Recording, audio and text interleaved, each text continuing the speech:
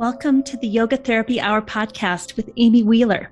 We're a global community of yoga therapists and related professionals who are sharing our knowledge and experience with one another to make the world a better place for all of us to thrive. On this podcast, we have deep and thought-provoking conversations that we hope will nourish you and make you feel more connected to yourself and to others.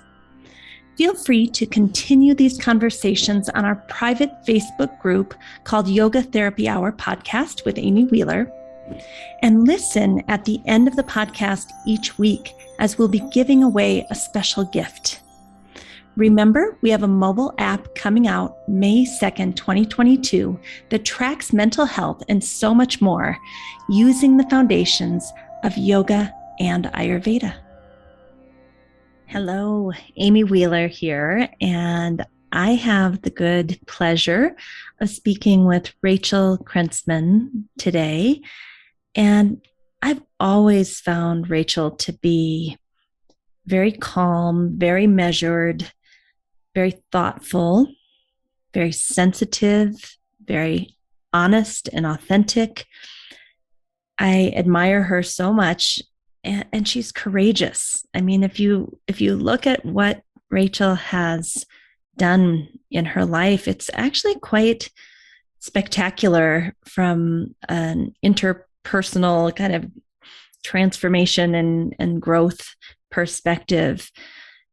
And I think that's what we're here to do as yogis, is be like Rachel. Although she has so many professional accolades, she is a licensed physical therapist. She's obviously a C-IAYT. She is an expert on yoga for low back care and yoga for scoliosis, and is now kind of delving into a video course, Yoga for Scoliosis for Teens. She has all those professional things going on. And she's been a huge part of bringing yoga therapy to Israel, which is exciting. And we'll talk about that in this episode. But those aren't even the things that I'm so impressed with. What I'm impressed with is Rachel's sensitivity to know who she is, to tune into herself, to have awareness, to watch her own habitual patterns over time and study them. We call this svadhyaya, to study herself and try to suffer less and make better choices and watch, okay, I had that pitfall, 3 times now. I don't want to go there again. I think she's really living her yoga. And we were having this discussion last night with our Optimal State Yoga Therapy program. What is the end game of yoga? Although people come with low back pain, although they come with scoliosis, and of course we're going to help them with their chronic pain. We're going to help them build self-awareness, help them breathe into new spaces and hold their body in new ways and change their lifestyle and give them postures to tighten up some areas and soften other areas. We are going to do all that. That's step one. But what I think a lot of us forget is the end game. And what I told my students last night in our Wednesday night 2-hour course that we have every week is the end game is this idea of sukha or dukkha, meaning in the heart space, are you feeling contracted? And what makes you feel contracted?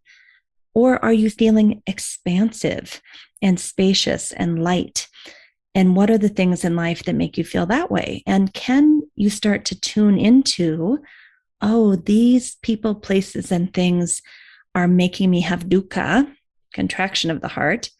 And these people, places, and things, or even ideas within your own mind, are giving you sukha, or expansion of the heart space.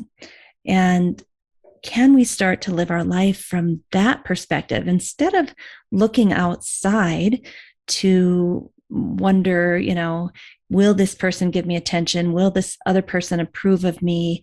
Can I achieve this so I can finally feel worthy?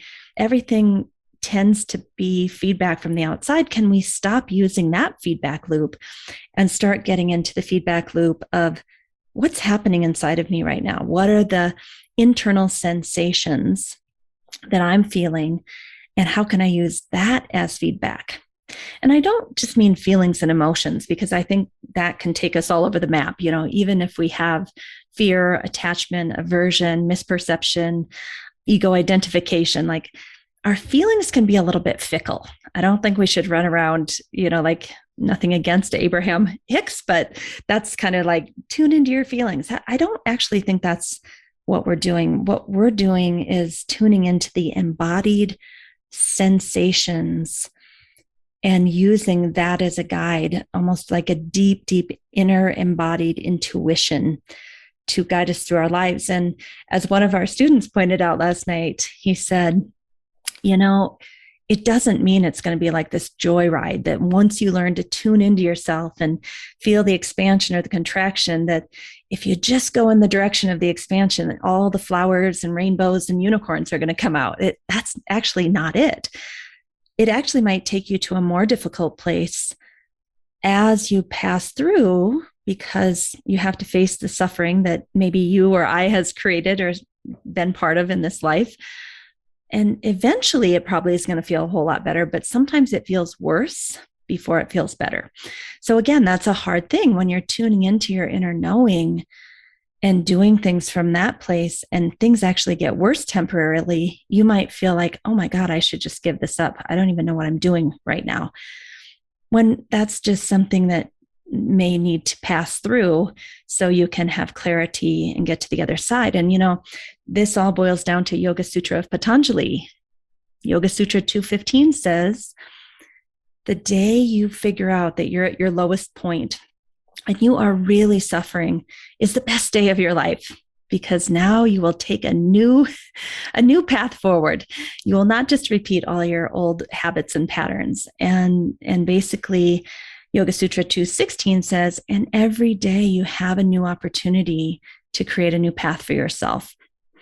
And so I think in this interview, Rachel does such a beautiful job telling us what's happening in Israel with yoga therapy, helping us see how she works from a yoga therapy perspective with low back pain and scoliosis on all the layers of the human system. But the most important thing that she does, that I think, is she's modeling how to live like a yogi. And that, to me, that lived experience is the key. That's what we're all doing. That's the end game. And I hope we can help people with low back pain in the meantime, because it's really hard to even focus on this very subtle awareness of your consciousness when you're in pain, right? So it's a natural progression to work with both. But eventually, I just hope we don't forget about what yoga is here to help us do. And that is remember who we are at the deepest layers of our human system. So I hope you enjoy this interview. I really did.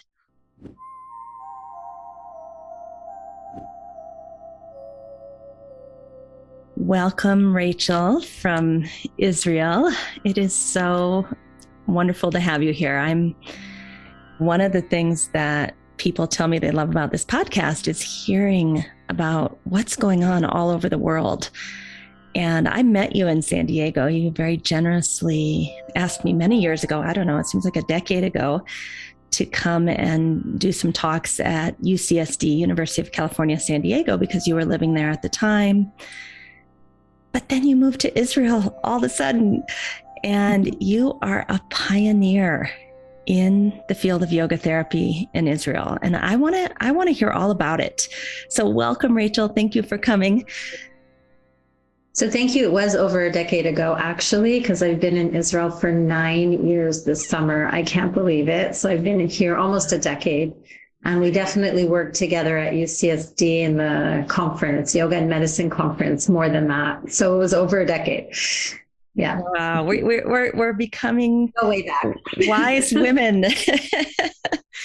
So now you're in Israel. Tell us, what is going on in Israel with yoga therapy?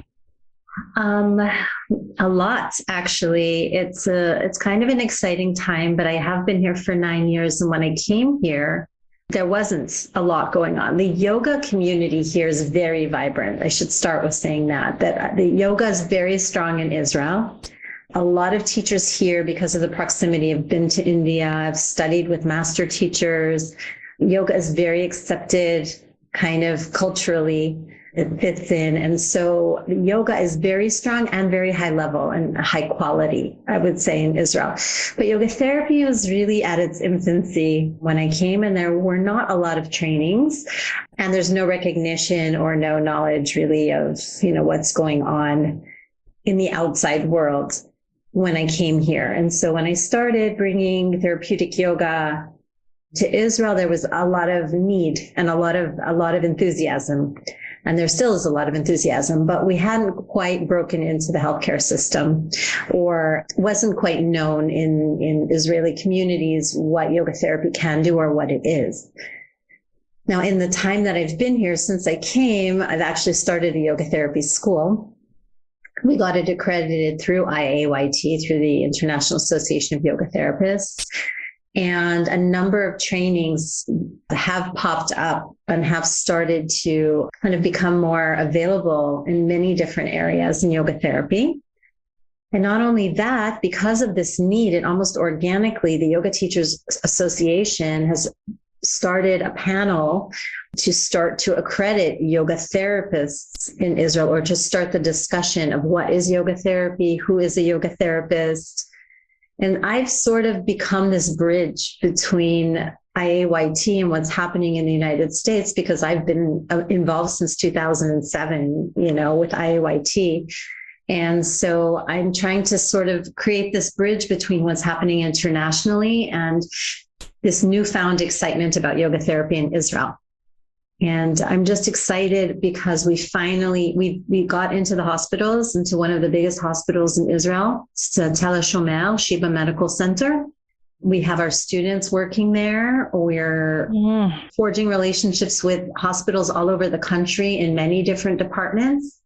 And we just got yoga therapists hired on staff to work in the oncology departments in Tel HaShomer Sheba. And this is only a month old. So we've been there 1 month, been working on it for the past 5 years. I mean, I talked to you, I don't know if it was 3 or 4 or 6 months ago, time flies.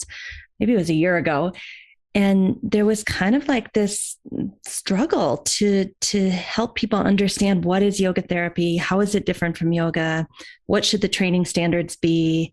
Can we just put a 200-hour yoga teacher in a cancer? Like, there was a lot of struggle, which I think is a natural part of growth, right? Like, we all want it to be easy, but let's just face it, it's not going to be easy. So what happened after that? Because that's the last I heard, was like, this is rough. We were having a really hard time. We were actually arguing between ourselves. There was a lot of disagreement in the group for over 2 years, and we didn't get anywhere. And I think what happened was kind of made the group a little smaller. So there were fewer voices, but kind of more voices that were committed to sticking with the process for longer. And I'm not sure what happened. I personally know that there was a shift within me in terms of, I was kind of standing my ground that we need to be a part of IAYT and that we have to do what's happening. We have to raise the standards. And I sort of backed off and it was a lot after your talk, actually, Amy. We had a conversation about it. My very frank talk. No, it was really helpful. And, I kind of stood back and looked at the obstacles and looked at what's in the way and what is motivating people to be afraid to raise the standards, and kind of just started listening more. I kind of started practicing, I guess, my own medicine.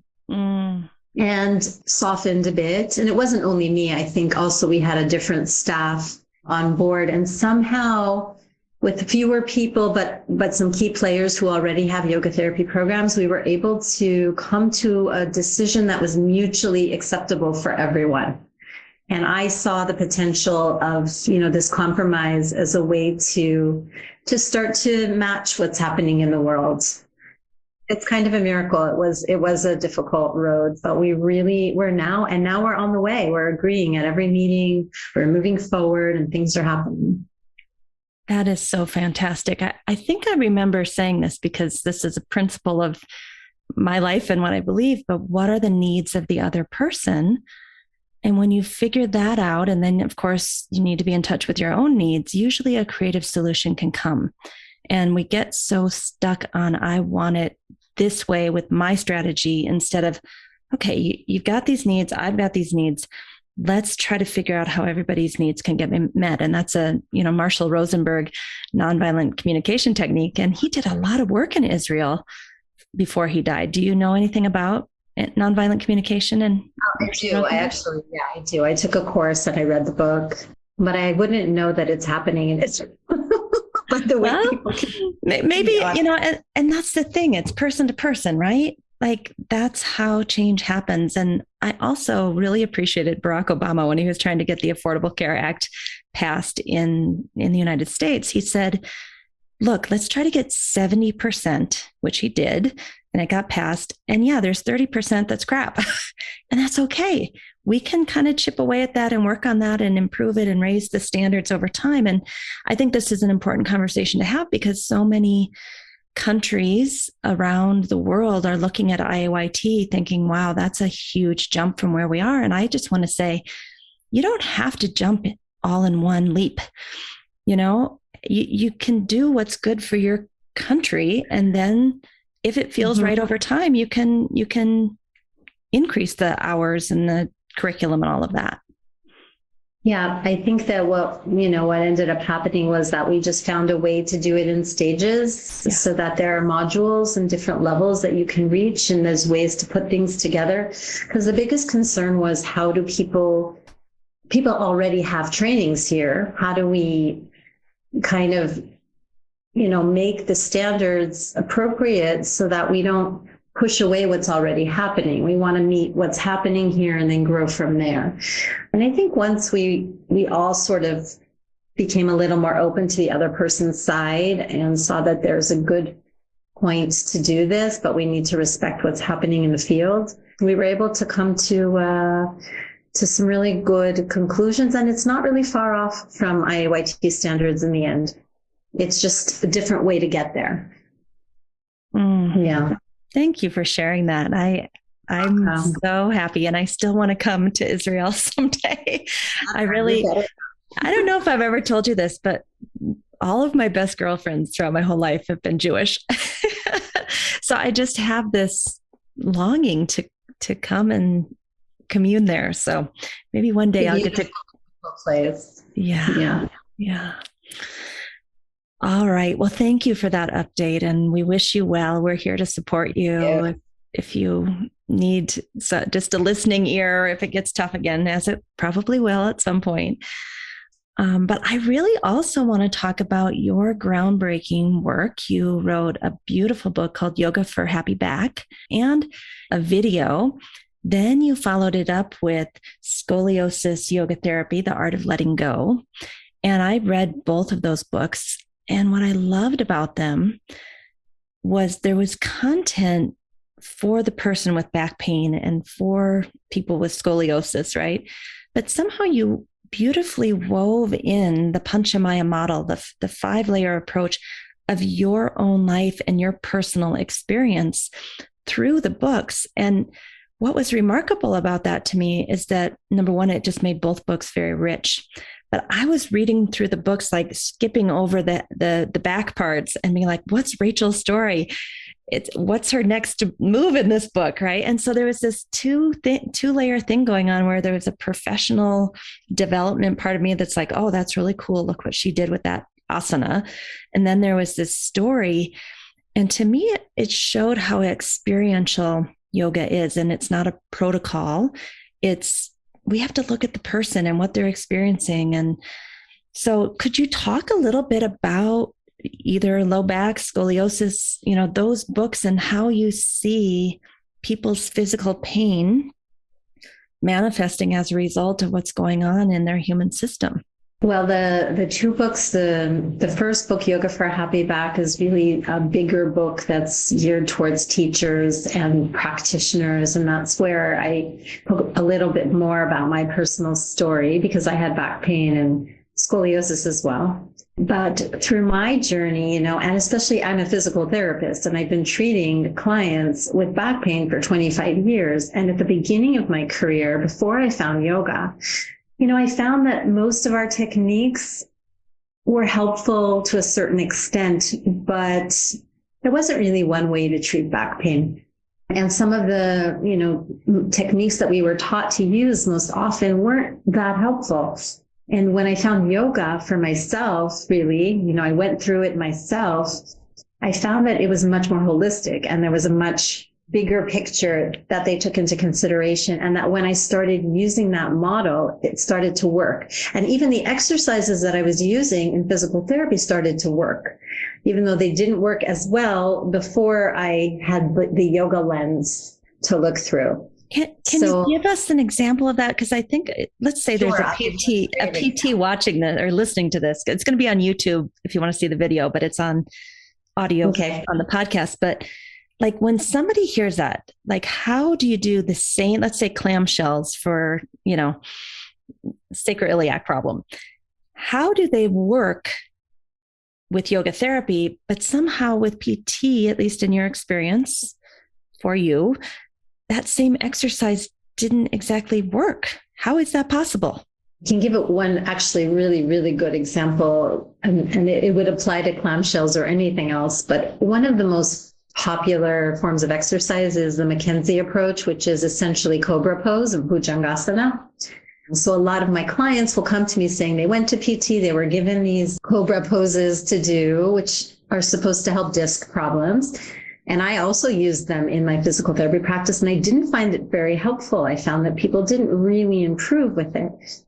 But a couple of things changed when I found yoga. First of all, on the physical layer, on the physical level, when I was teaching Bhujangasana, we teach it very differently than the way the Mackenzie approach teaches it, which is to kind of, lift up, push into extension 10 times every hour. But there isn't a lot of awareness. There isn't a lot of mindfulness, and there isn't a lot of cueing on how to do it. And also there's not a lot of personalization on how they should do it for their body. And so just knowing the physical alignment cues, even for myself, when I practiced Bhujangasana, it was the first time I did a cobra without back pain.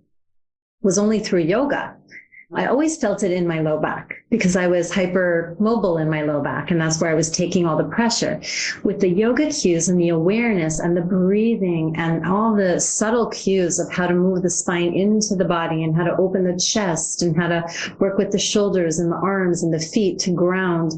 There are many, many layers, which I won't get into here, but just the technique itself of the regular Bhujangasana instructions changed it. It was a game changer. So just teaching, coordinating with breath, having really intelligent cueing and awareness changes everything, because it created less compression in the low back and more space. And I was, you're able to get a much better curve through the entire length of the spine rather than just compressing the low back and pushing up.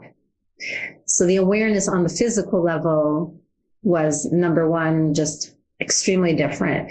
Number two, the breath, combining the breath with the movement and teaching people how to soften and relax while they're making the effort, which is also introducing yoga philosophy into the movement so that they're not straining, they're not, compressing their neck while they're doing cobra, that they're doing it properly, coordinating it with the breath, was extremely helpful as well. And thirdly, the most important thing, I think, is just the interaction of me with the patient after having gone through yoga and yoga therapy training, was that I was present with them in a very different way than in the past when I was a new grad coming out of physical therapy school, that I was able to really see them, see their suffering, look at the whole person, listen. And I believe that that's the main ingredient in the healing process, is the relationship and the presence, and obviously good technique. But without the relationship, I think that all of those things together just created successful outcomes. People felt better. They felt more connected. They understood their body better, and they trusted me, and they felt safe. It's very different when you're in a big room with a lot of therapists and people are yelling orders at people, and there's just no space and no time to really focus on what's happening in your body. And there's a lot of fear there because, you don't know if you're doing it correctly. You don't know if you're being seen. You don't feel safe. So yoga therapy really provides the whole picture. It's so lovely to hear you describe that so elegantly. I've had some back pain, and I go to the PT to see what the exercise is, and then I bring it home and do it with intense awareness and breath, and you're right, it makes all the difference. And so many people, at least in the United States, want yoga therapy to get licensed. But the problem with that, if we did decide to go that way, I don't know if we will or not. Number one, it has to be done state by state, which is a nightmare. But number two, we're going to get in a healthcare situation that PTs are in, where you have X amount of minutes to get this whole thing done. And most of that, at least my experience with really great PTs, nothing against them, but they're looking at their computer, typing in the notes while side-eyeing me, watching me do my clamshells. And literally we have a few minutes together, and that's spent with them looking at the computer. And I'm sad that they're in that situation. That's not a critique, but we don't really want to get into that situation with yoga therapy, because as you said, a big part of it is the awareness, is the slowing down, is the quietude, is the presence that you bring to the person, and listening. So it's a tough situation. I wonder if licensure would mean that you have to have shorter visits or be on the computer, because physical therapists can practice privately as well. So it's not really licensure, it's more about insurance. That's right. And interestingly, most of the people who want licensure, they want to do it to get insurance, but I don't think they see the pros and the cons of that, And what I do here, what I did in the States sometimes, was just issue a receipt that's acceptable to insurance companies. So one of the great things is here, a lot of people have additional private health insurance because it's a socialized medical system. So if you have private health insurance, it covers physiotherapy. Because I'm a physiotherapist and I have a license, they can submit. And what we're trying to do in Israel is get these insurance companies, these private insurance companies, to cover yoga therapy. That's why we're working on this recognition, because they do cover sometimes reflexology, for example, or Feldenkrais, or other movement systems. So we're working on that here. And we have that. That's the interesting thing. Right now, without licensure, if you work underneath a physical therapist, you can submit a code and get paid. So that's the other thing. We can already do that without being licensed, right? So there's a lot of things to talk about, but I want to get back to low back scoliosis.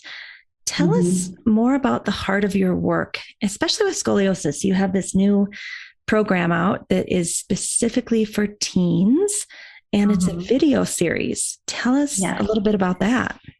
So really the work with scoliosis for adults and teens, the physical practices, it's not different. The physical asana practice and the concepts are very similar. It's just really targeting a different audience with different needs, because teenagers, I found personally, I see a lot of kids, their mothers will bring them because they get diagnosed and then they're afraid that they'll need surgery and they want to prevent surgery.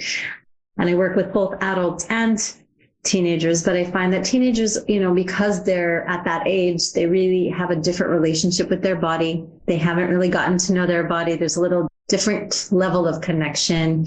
And they also really concerned about appearance and the shame of wearing a brace in public. And so there's just different needs for teenagers than for adults. So we created this program specifically for with teenage models, and to make yoga more accessible, a little more simple, less complicated, less subtle, but that they still start to develop a really strong connection with their body, and that we normalize the curve for them. So that's the focus of the teen. And we also did it on video, not on book, because we want the teenagers to be able to do it. And we kept them very short, simple kind of postures. But the theory and the philosophy is the same for both adults and teenagers. And my belief is that if we remove the obstacles or we remove the things that are preventing the spine from finding alignment, that the body itself wants to heal, that the spine itself wants to find balance, just like we do in any other kosha, right? In spiritual or emotional states as well. Everything is there. It's just that we have to identify what are the main obstacles on a physical level, also on an emotional level and, energetic level. But what are the main obstacles? Where is there tightness in the muscles? Where is there weakness in the muscles? Where is there less breath? And we find where the obstacles are. We work on treating those, which is very unique for scoliosis because we work asymmetrically. We work on not the same thing on both sides, but rather different poses or different focus on different sides. But when we do that, we start to release the tight areas, we start to strengthen the weak areas, and we start to find alignment. And when we provide those conditions, then the spine itself looks for balance. And so that's the focus of scoliosis. It's not to bend it to the opposite side. It's not to take it and push it to the other side, but to really remove what's preventing it from being straighter and trusting that the body will find its center. Because the truth is that's what scoliosis is. It's an amazing way that the body works with itself to find balance. There's usually a curve in one direction that starts, whether, sometimes there's no reason, sometimes there's a structural or functional reason. And then the body keeps forming that curve and balancing the curve. And so it creates other curves to balance the curve so that eventually your head is straight. So the body is always seeking balance. That's how scoliosis, works. So if we can just create a little more freedom, and this is also how I work with back pain, it's about creating freedom in the spine by removing the obstacles. Where is it tight? Where is it weak? And often it's not the low back itself that's the problem, but it's areas above and below. There are so many gems in what you just said. And I have a question for you that I just want to hear your perspective, whether it's low back pain or scoliosis. I literally have been able in my own body to watch the progression of, oh my gosh, I'm having an SI joint attack that's going to put me in bed for 2 days. And I've walked that back over 20 years because it's happened enough times that now I can tell when the right side of my waist starts to feel really compressed and contracted and my right quadricep gets really tight, that's when it's going to happen. And I can almost prevent it 2 days earlier. Like, oh, okay, I got to go in and work the right leg, the right side of the waist, all the way up into the right side of the armpit, lateral bends on that side. And then it's almost like everything shifts back. Is that your way of thinking too, that eventually we can start to feel our psycho, spiritual, emotional health starting to contract or, get weak on one side before the attack comes? Is that possible, do you think? Yeah, I think that's really the end point is to teach people how to cultivate sensitivity to their own bodies so that, that would be the goal. The ultimate goal is that they don't need to come see you, but they eventually can really identify the signs and they have the tools already and know what to do to help themselves. So that's ultimately the goal. But in the beginning, a lot of people just don't know even what they're doing, right? They have to understand what they're doing. And unless you know what you're doing, you can't change it. So really just starting to understand how they move, where they put weights, what's tight, what's weak, and then giving them tools to work with that, and then really growing their sensitivity. That's the ultimate goal. I really love that because, many people that come with scoliosis or low back pain, they want to work on that area, not realizing how connected, especially through the fascia, everything is, right? And that's why I had this SI joint problem for so many years, because I didn't have this sensitivity, even as a yoga person, to notice like, oh, Amy, you're going down the stairs with your right foot first instead of walking right, left, right, left. Whenever I do that, that tells me now, oh, your right quad is tight. Watch out. Right. So that takes time. I mean, and you feel that even teens can kind of learn to have that sensitivity in their body over time? I do. I mean, I feel like teens really come in all shapes and sizes. So I've had some that are extremely aware. It was kind of shocking how aware they were. They're usually teenagers who were dancers or doing some kind of movement and had some other connection with their body first. And then some that had absolutely no awareness of where they were in space. But overall, I think that they have to feel like what they're doing is fun and enjoyable, and that they, they're enjoying it and that they can fit it into their time and into their day. And once they start to enjoy it and realize that, this is good for me. This isn't something my doctor said I have to do, because they won't do it otherwise. There's a lot of resistance and kind of, negativity towards people telling them what to do. And once they start loving it, if it really catches on, then it's something that they can have for life. And so, yeah, I do believe when they see a difference and they believe they can work with their body and it feels good, then they'll start to really gain all the benefits that yoga has to offer. So if you give a teen like a 15 or 20-minute practice specifically for their curves, tight on this side, weak on that side, can they come in kind of feeling hunched over in pain, do the 20 minutes, cultivate some self-awareness, get the breath moving, work to loosen up some places and tighten others? Can they actually leave 15 or 20 minutes feeling better in their body, do you think? I mean, I know it's a cumulative over time, but can you see a change sometimes? Yeah, I think so. I think people feel better right away, even 5-10 minutes. And I try to keep it very small, but I tell them it's more important to do 5-10 minutes a day rather than to do 1 hour once a week. Yeah. So I'd rather them do a little bit every day. I feel like the benefit is much more profound when you do less, but more regularly than if you go here and there and do an hour once in a while. So I try to encourage them to do it, and we figure out when they're going to do it, at what time of day. We figure out what they're willing to do. I ask permission, right? Make sure that they're like, okay, is this something you're going to do? Because tell me, if you're not, it's fine. I won't give you this. It's fine. We'll find something that works for you. And I think they do feel better, and they kind of walk out with a little more confidence and hope. Hope is a big one. I had that realization from working with my teacher on my low back pain. She gave me hope from the first day, because in my mind, it's like, well, I've had back pain for 10 years. I guess this is just the road I'm on. And, I'm never going to be an athlete again and blah, blah, blah. And from the very first class, she gave me hope, like, oh, honey, no, it doesn't. That doesn't have to be your reality. Do you work with that too, to help people understand? Actually, I think it's a big part of it. I think because I've been seeing people with low back pain for so long. One of my yoga students who came to my class I remember one time in San Diego, and he said, I have very serious back problems. I have 3 herniated discs, and I had surgery, and I've done physio, and I've gone to chiro. And I kind of listened to him, and I said, okay, great. Welcome to class. And he's like, you don't sound very concerned.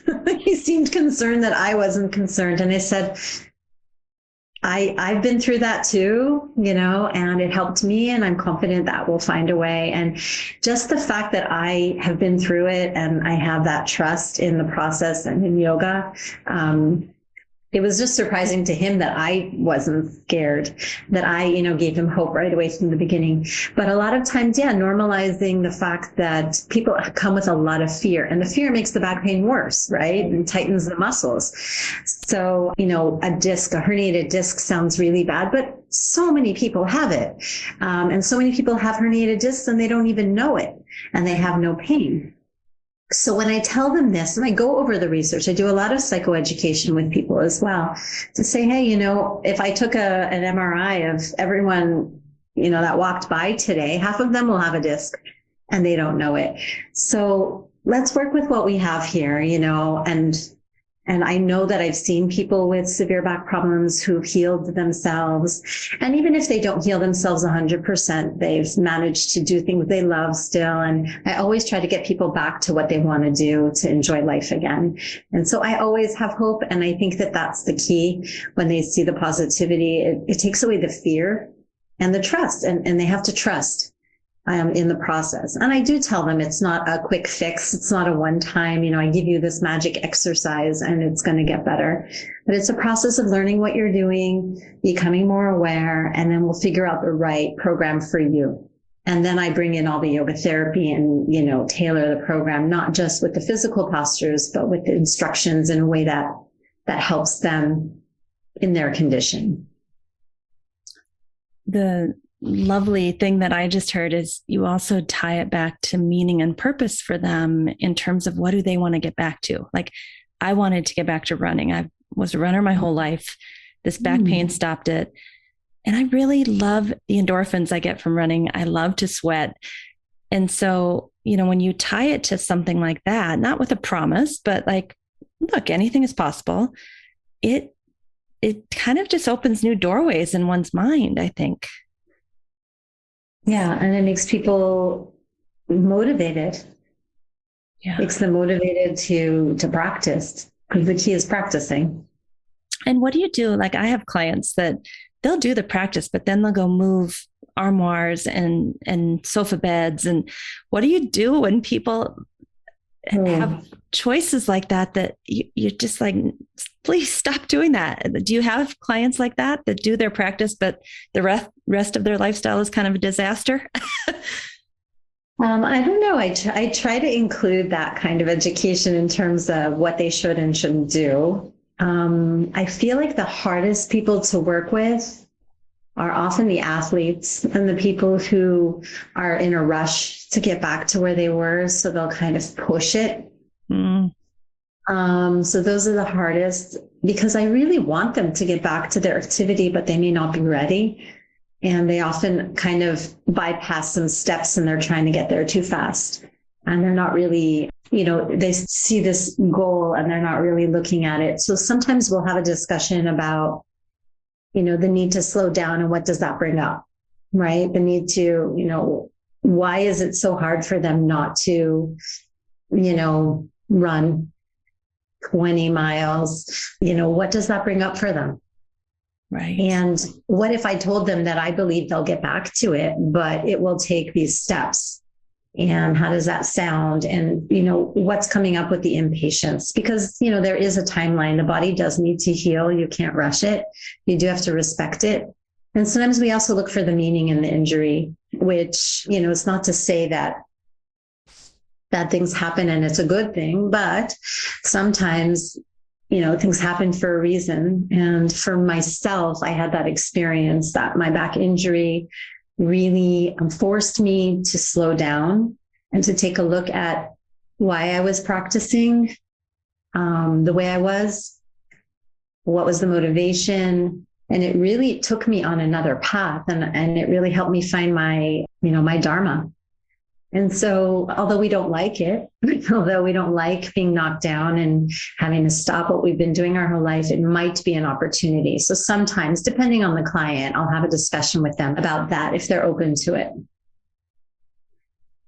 When I was listening to you talk, I think yoga teachers are actually the worst about this, because we, you, me, and they have this idea in our heads, like, I used to be able to do that and I should be able to do that. And I think a big part of healing my back pain was exactly what you said. My teacher was like, Amy, you're not going to do that right now. You might get back to that one day, but that is not for you right now. And she gave me what I called mini yoga. And I was like, this is almost ridiculously slow and subtle. And in my mind, I was so impatient, but literally in 3 days, I felt so much better. So I think a lot of yoga teachers out there are actually re-injuring themselves over and over and over, rushing to get back to what their vision of who they should be in the yoga room. Which is really funny because, yoga is about non-attachment. So the nice thing is you can talk to yoga teachers about that. That's so right. While they are sometimes the hardest to work with, and also because they go too far. often and over again. They're also the ones who you can say, well, you did learn about non-attachment or aversion, right? And understanding that, let's look at what you're attached to in your asana practice. Why do you need to do this posture? Does it matter? Does it really help you get to samadhi? Not really. Doesn't matter which pose you do or how you do it. And, we sit and have this talk. And the good thing is I can relate. I'm not doing it from a judgmental place. Right. It's say like, yeah, what's this really about? Maybe this is a way to practice a different kind of yoga. Yeah. So yeah, they are difficult to work with. And at the same time, they know the language. So we can introduce the philosophy, I think, a little bit easier with yoga teachers. That's such a great point.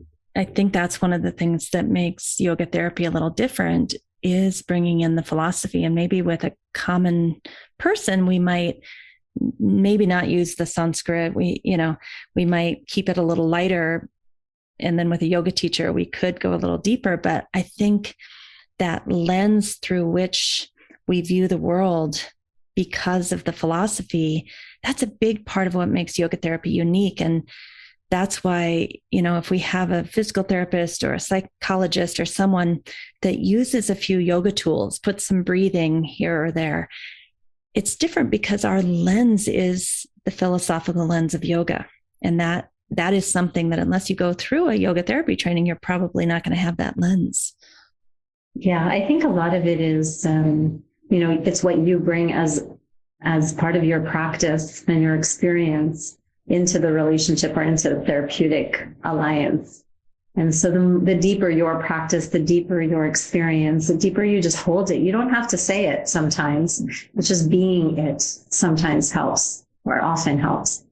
Yeah. One other thing I wanted to add was the reason that yoga teachers tend to be more difficult is because they're usually too flexible.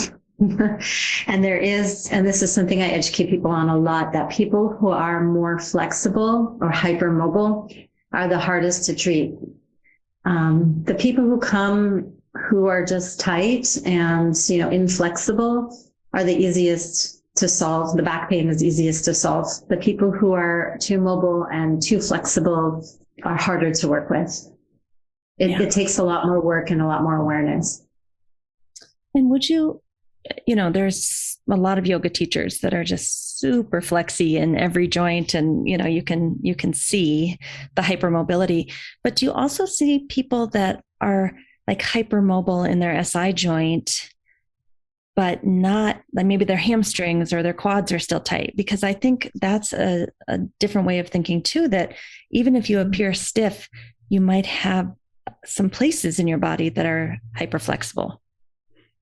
Yeah, that also causes quite a bit of, confusion, because I'll say you're hypermobile in your low back or your SI. They're like, but I'm really not flexible. They'll tell me. I say, well, that doesn't mean your muscles are all flexible, but there's hypermobility in these areas.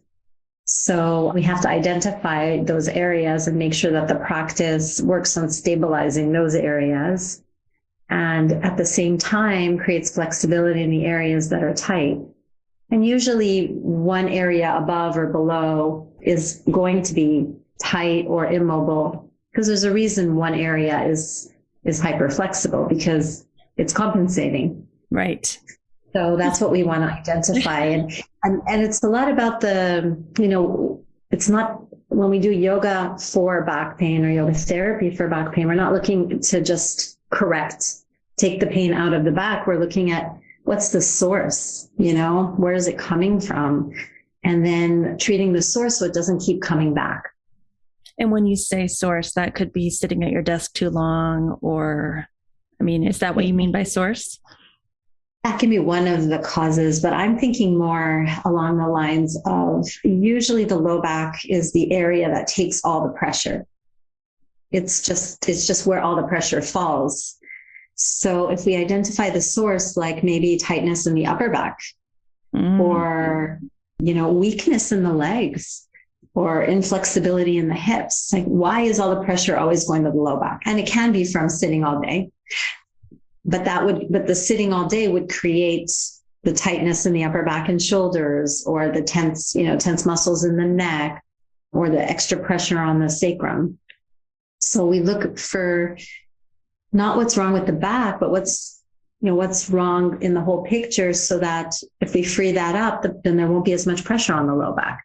And I don't think they get that from many other practitioners who tend to focus on the area that's a problem. Yeah, I remember going to my teacher, Geeta, and she kept doing all this upper back stuff. And finally I said, it's my low back, right? And she said, yes, but the whole spine. And of course I know this, but you can't see it on yourself, honestly.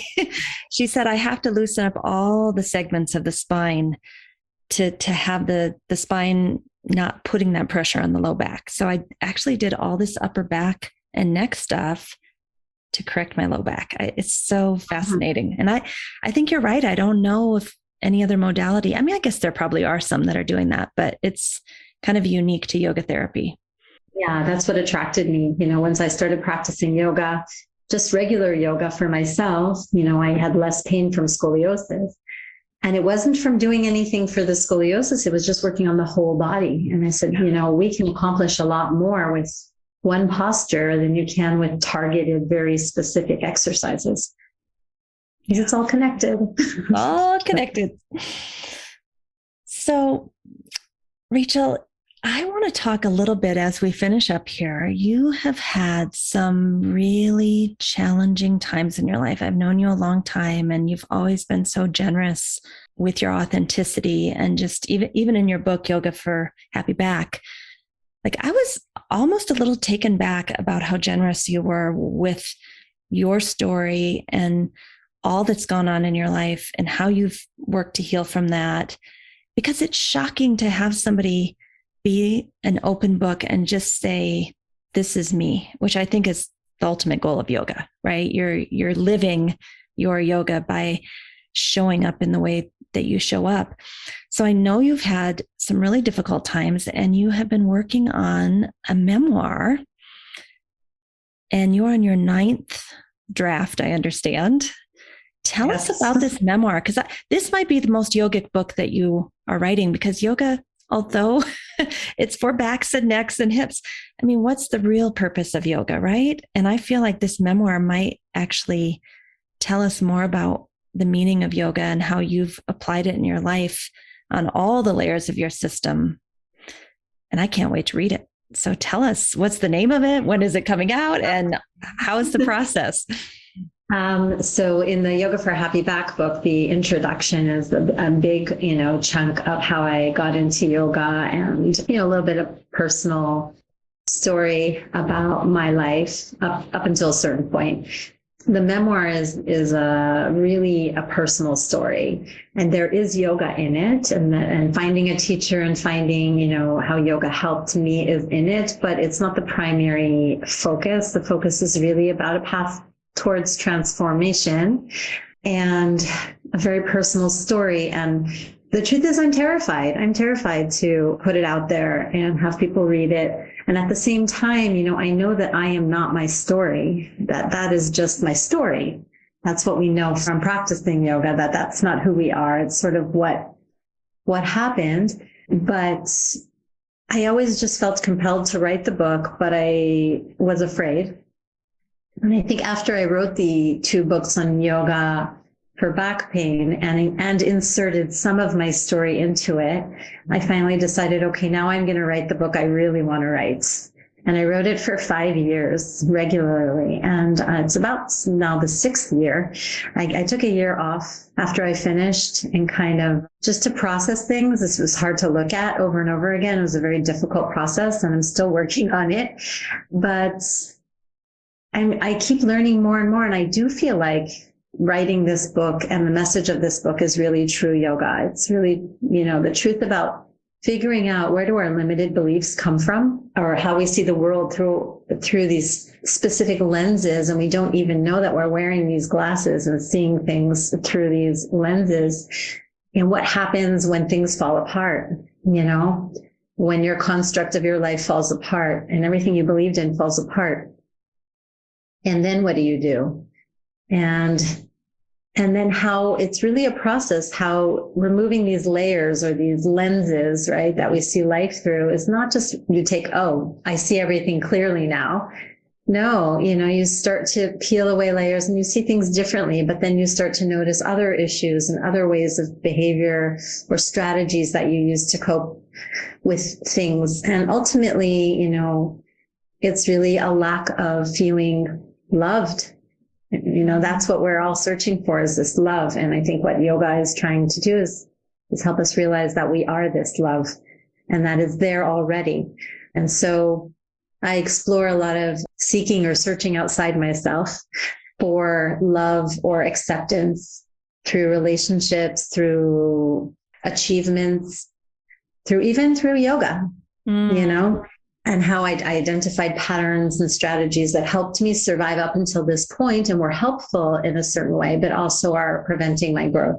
Part of it takes place in different locations. So a lot of it is about moving and running away from the pain as well, running away to something new so that I will be a different person in a different setting. And then finally realizing that, you can't run away. Entire lifespan? Is it from childhood? From childhood until now. Yeah, it takes place in 3 parts. The first part is in Montreal, where was born and raised, and I lived there till I was 27. The second part is San Diego, and that's where I found yoga and surfing and my love for the sea or the ocean. I'm now near the sea in the Mediterranean. And the third part is coming to Israel, which was a lot about coming close to family, coming back to my roots.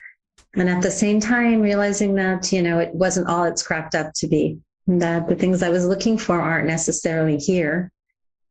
This was just an opportunity to deepen the work I'm doing, a path towards healing. And so it includes not only yoga, but nature and friendships and relationships, and also something new that I'm studying, which is Hakomi psychotherapy. Which is a very mindfulness-based somatic type of work that's really helped me, I think, just deepen. And I think it's very yogic. I think it is yoga, actually. It's just addresses specific, more and deeper wounds, and works in the context of relationship with a therapist. So that helps. And is Hakomi from Israel? It sounds like Japanese or something. I know. It's from the United States. It was founded in Boulder, Colorado in the 1970s. But it's the type of therapy that combines a lot of Buddhist philosophy, yogic philosophy, mindfulness, and psychodynamic theory. And so it's very much in line with yoga. And the reason I went into it, this is very relevant to this podcast, is that after working with so many people with back pain and with physical problems, there are many, many people who came to me and I didn't see anything structurally wrong. I couldn't find what is wrong. Sometimes it's obvious and it's, there's a structural issue and I work with that. And of course I work with the whole person as well. But often, especially in chronic pain, there are people who there aren't any tools, physical tools that are specific for that. And I started to see the emotional component, but I didn't feel that I had the tools to deal with that. I wasn't ready to address them because I wasn't prepared. In physical therapy, we were not taught on how to work with the mind. And also in yoga therapy, it was limited. I didn't feel really ready. So I wanted to find another modality that would help me access deeper emotional causes of pain. Yeah. Well, how long till we might get to read this book that you're terrified to put out, which is just in itself a yogic act, I want to say, to be terrified and do it anyway. I'm hoping this will be a motivating talk between the two of us that I do have a goal to try and get this next draft done in the next 6 months. And I'm working with a new writer who's helping me with just, again, a new point of view. And I really like how it's going. And so hopefully within a year and a half or so. I think that's a beautiful thing. Like, does it even matter? Like it might be 3 years. That's okay. I think I have this idea in my head that a book is like marching up a mountain and you just, okay, I'm going to march a mile a day and we're going to get to, But from what I'm hearing from most of my friends who've been successful writers, like you just write and write and write, and one day it might be done. And, I have a friend, she said she has 7 or 8 novels fully written in her computer that nobody's ever seen, right? So writing is an act of yoga in itself, I think. Yeah, I wonder if it's about getting published or if it's really just about the process. And I think at this point it doesn't really matter anymore. I'm glad I did it.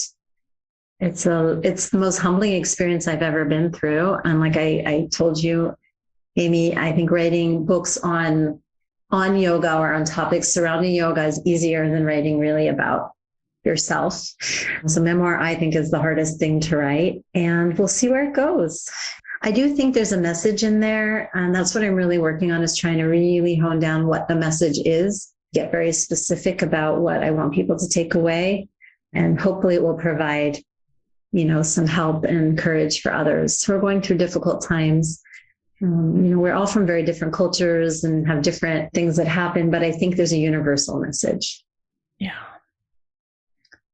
Well, thank you so much for offering your wisdom today, for giving us an update on what's going on in Israel from a yoga therapy perspective, for sharing with us some really great information on low back and scoliosis and how you work with it. Because one of the biggest questions people have is, how is this different than PT? And I think you did a really great job kind of giving examples of how different it is. And then I just want to thank you for being vulnerable and writing the memoir, whether we get to see it or not. It's very inspiring to. Thank you. Thank you very much. Yeah.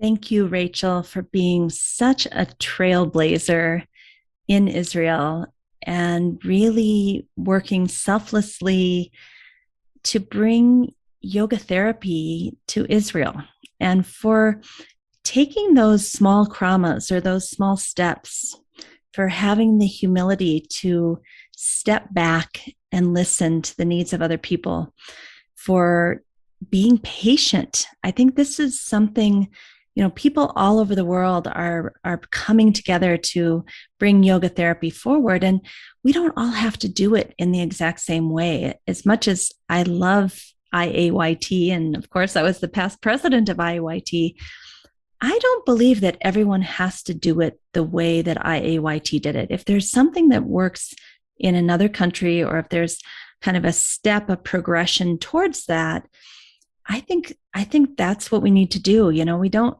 grow a plant overnight. It doesn't go from seedling to huge oak tree overnight. Why can't we take small steps and let it pop out of the dirt, and then let it be a little sapling, and then let it grow a little stronger and over time? And I think all of us in the yoga therapy field, because it is such a new field. I mean, we're like professionally, C-IAYT is under 20 years old, right? We aren't going to see all the results right away. And most of us are probably not going to be on the planet by the time the oak tree happens. And we just have to know in our hearts that we're doing our best. We have good intentions. We know that yoga therapy is something that can help the consciousness of the world and all the humans in it.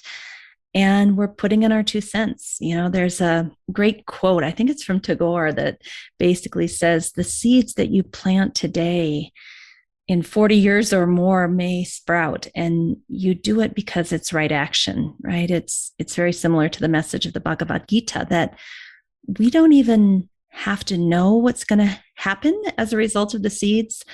And we have to just trust that things will unfold as they need to. And so I'm so grateful for all the efforts of Rachel and her colleagues and her students, who I had such a nice talk with 6 months ago, to tell them, like, look, go slower, listen to one another, be in relationship together, and it will work out. And it sounds like it is. So I was really kind of happy to hear that, because I feel that's the key to life. We may have to slow down. We may have to do things a little differently than my little ego or your little ego wants to. And I know some of you know that I had that happen at C-IAYT for 6 years, helping guide the the organization there, it was not easy. And I got to tell you, it took a toll on my health, which is why I'm taking a break from it now. But really, the path forward is tapas. It's the heat that's created in these relationships and letting go of our ideas of how it has to be and my way or the highway and I'm right and you're wrong. Like whether it's DEI, whether it's getting into the hospital systems, it doesn't matter what the goal is. There's going to be tapas and that's the way forward. And one of my mentors told me that, like, don't be mad about the tapas. That's the only way forward together. So thank you, Rachel, and all of our friends in Israel for being committed to that path of moving forward together in relationship and not worrying so much about the final outcome, but rather saying, let's put our heads together and our hearts together and have good intentions and kind of let go of our personal agendas so that we can work towards something greater than ourselves. I think that's really what I'm seeing happen in Israel that is so heartfelt to me. And I think if there's anyone else out there from other countries, you might be experiencing the same thing. And I want to give you hope. They had a breakthrough. Now they're in these wonderful hospitals and growing. You know, here on the Yoga Therapy Hour, we have people from all over the world. I check almost every week the list of countries that has downloads on it's called Red Circle. That's who we kind of go through. I am just so enamored with our listeners. I am so happy to see someone in Macedonia is listening to the podcast. We have so many countries. We're putting out a mobile app for yoga therapy that has a bunch of assessment tools on it to help yoga therapists and their clients. That's going to come out in May 2nd of 2022. And there's a free version and there'll also be a paid version. And so I was looking because our app developer said, what countries do you want to have on the app? So when people log in or sign in, they can put their country in there. And I said, I want all of them. I want 260 countries. Or he said, that's a little much, Amy. You have to choose some. And, maybe we can have a button that says, more. So everyone can find theirs because I wanted everyone to feel included.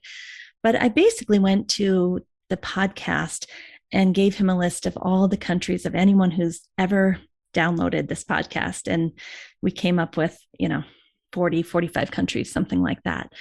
And so I know that there are so many people out there all over the world wanting to bring yoga therapy to your country. And I just want to encourage you to keep working. Contact me. Maybe we can have a talk about your country. If you're from some tiny little country, it would be really fun to have you on the podcast and also include you on our mobile app that's coming out May 2nd, because I think a big part of why I do this podcast is to bring the global voice of all of you together.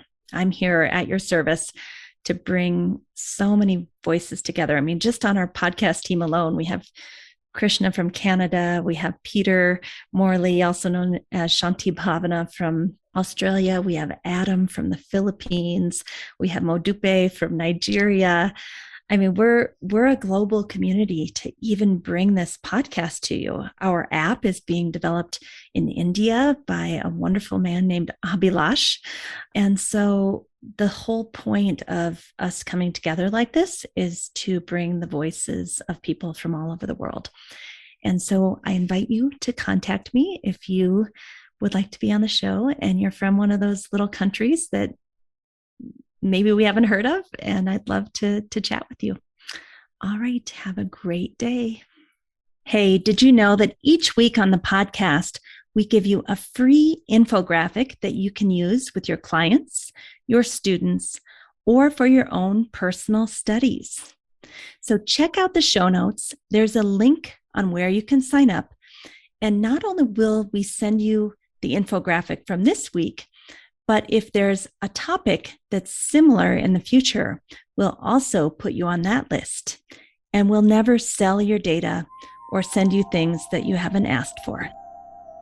Thank you for listening to our show today. If you enjoyed this podcast, please share the episode with a friend or colleague. We're so grateful you're willing to share. Also, you could write us a review on most major platforms that host podcasts.